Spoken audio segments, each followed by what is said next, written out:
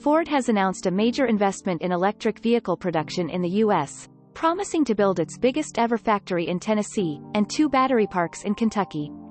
Under the $11.4 billion plan, the carmaker said it will build zero-emission cars and pickups at scale for American customers. It will also create 11,000 jobs. Like rivals GM and Stellantis, Ford hopes around half of the cars it sells by 2030 will be zero-emission.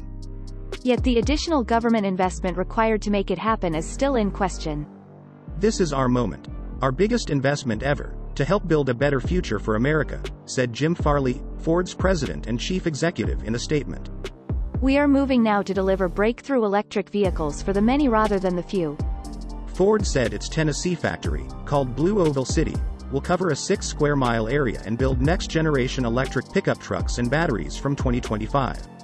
Its battery parks in Kentucky will power a new lineup of Ford and Lincoln EVs.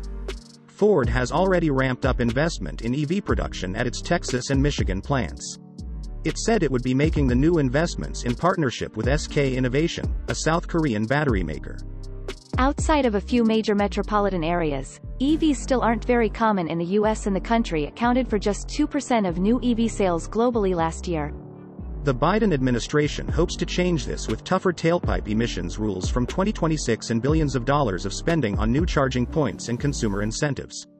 However, the cash is tied up in 2 spending bills that Democrat leaders must get through a divided Senate. On Thursday, lawmakers will vote on the first, a $1.5 trillion infrastructure plan, which appears to have enough bipartisan support to pass.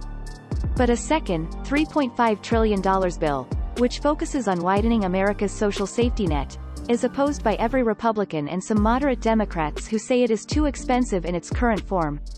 Ford told the BBC its announcement was not timed to coincide with this week's voting on Capitol Hill.